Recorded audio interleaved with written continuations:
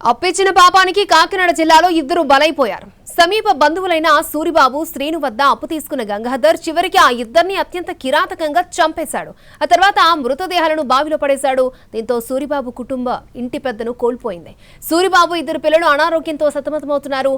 ఇంటి పెద్దను కోల్పోవడంతో పిల్లలు దిక్కులేని వారయ్యారని వాపోతోంది మృతుడి భార్య.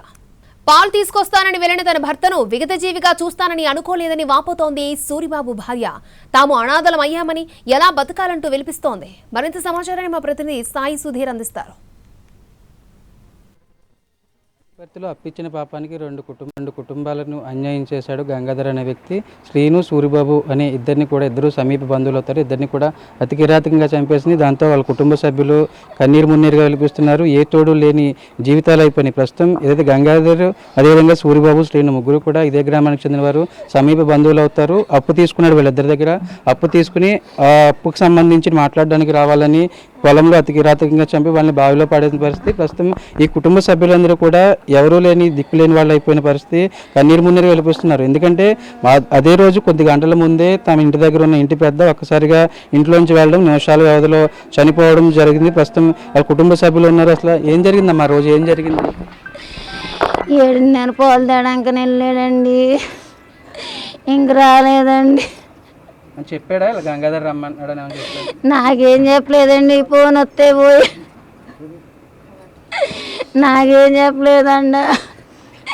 మా అమ్మని దిక్కుమాలవాళ్ళు చేసేసాడండి.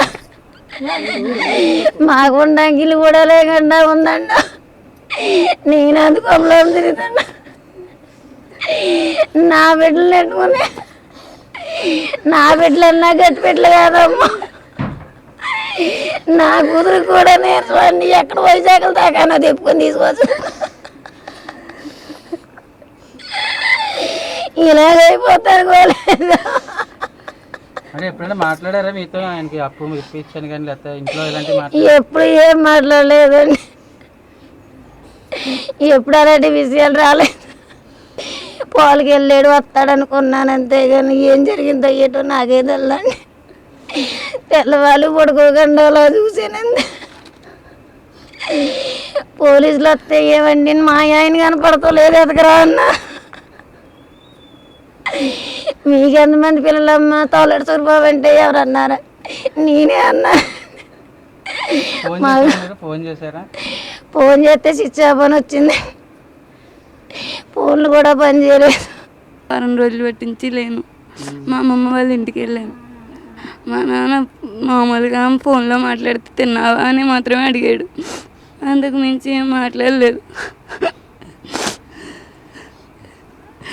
చెప్పిన ఆ రోజు కానీ స్కూల్కి వెళ్ళేప్పుడు మాట్లాడాడు. గంగాధర్ చేసిన పనికి సూరిబాబు కుటుంబం పూర్తిగా చిన్నాభిన్నం అయిపోయింది. ఎటువంటి ఆసరా లేని పరిస్థితి. 2 పిల్లలు, కూతురు కూడా ఆ సమయంలో ఇంటి దగ్గర లేదా వాళ్ళ అమ్మమ్మ వాళ్ళ ఇంటికి వెళ్ళిన పరిస్థితి. ఇంటి నుంచి పాలుకి వెళ్తాను, పాలు తీసుకురానని భార్యని అడగడం, భార్య తీసుకురామని చెప్పడం, ఇవన్నీ ఒక సెకండ్ల వ్యవధిలో జరిగింది.